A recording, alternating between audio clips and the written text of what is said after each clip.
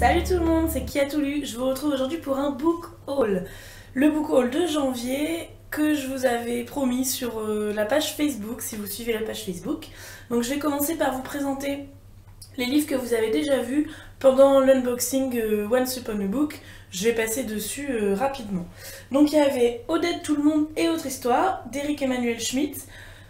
Donc Odette Tout le monde est fan d'un écrivain, elle va lui écrire, ils vont se rencontrer, il va se passer des trucs rocambolesques, ça a l'air sympa. Eric Emmanuel Schmitt, sa plume c'est toujours facile à lire, hyper rapide et un peu enchanteur. C'est chez le livre de poche. Ensuite j'ai eu Comment sauver un vampire amoureux de Bess Fantasky, chez le livre de poche aussi. Donc la suite de Comment se débarrasser d'un vampire amoureux, la suite de l'histoire d'amour entre Jessica et Lucius. Ensuite, encore chez le livre de poche, collection jeunesse cette fois-ci, Magic, le livre 1 de Angie Sage.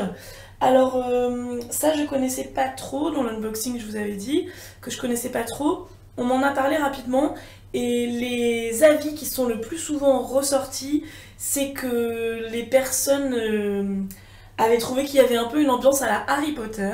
Donc pour le moment j'en sais pas beaucoup plus, mais ça m'intrigue. Et pour finir, dans cette box Once Upon a Book, il y avait donc l'album jeunesse Quasimodo de John Arrow. Donc ça je vous l'avais déjà bien présenté aussi dans l'unboxing, donc si vous n'avez pas vu la vidéo unboxing, elle dure 5 minutes je crois, donc n'hésitez pas à aller la voir. Ensuite, j'avais gagné un concours en novembre ou en décembre, je ne sais plus, sur la page Facebook de ma copine Tête de Litote. Je vous mettrai les liens en barre d'infos si vous ne la connaissez pas encore. Et donc pour le concours, on devait citer un livre de poche qu'on avait eu envie de lire grâce à elle. Voilà, un livre de poche qu'elle nous avait donné envie de lire, et si elle tirait notre nom au sort, elle allait nous l'offrir. Donc moi, dans ma wishlist, grâce à elle, il y a beaucoup de livres dans ma wishlist grâce à elle, notamment des bandes dessinées. Si vous cherchez des idées de bandes dessinées à lire, allez voir sa chaîne, elle fait un point BD tous les mois, et moi à chaque fois je trouve des idées formidables. Et donc, elle avait fait une vidéo sur l'écrivain Tatiana de Ronet, et elle avait parlé de ce livre, Rose, donc c'est chez le livre de poche là encore. Et donc elle m'avait intriguée avec ce livre. C'est une histoire de famille, une histoire de secret de famille sous le Second Empire à Paris.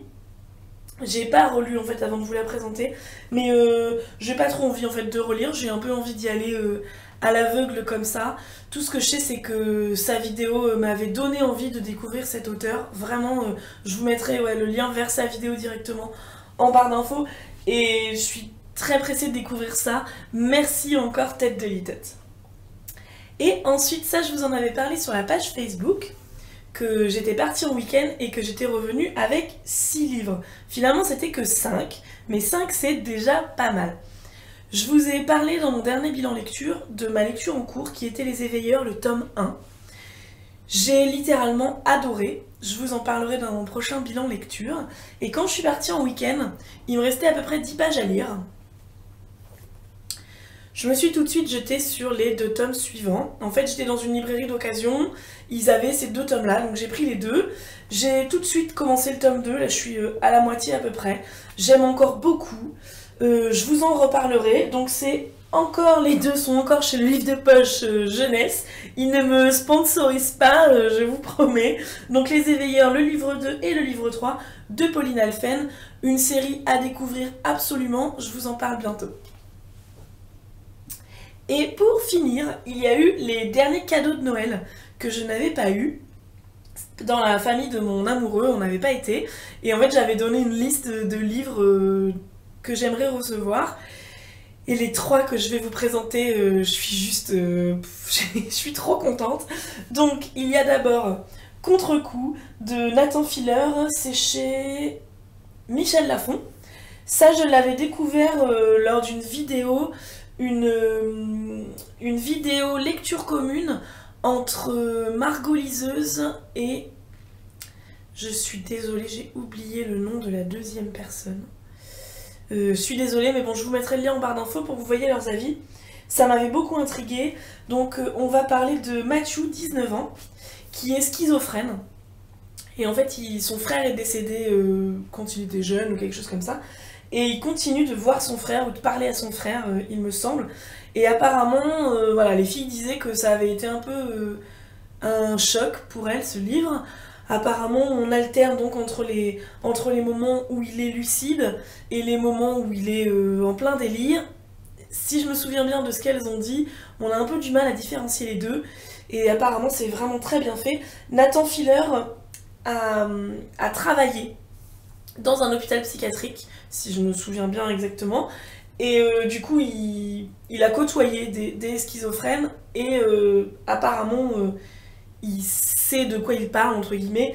Et donc, enfin, des avis que j'ai lus, c'est bien écrit et ça m'avait donné envie. Et la couverture, voilà, la couverture est juste magnifique. Voilà. Ensuite, j'ai eu le livre de perles de Timothée de Fontbelle, c'est chez Gallimard, Gallimard Jeunesse. Donc ça, je crois que on le présente plus. Je ne sais même plus trop de quoi ça parle. C'était encore une fois Margot Liseuse qui m'avait donné envie de le lire.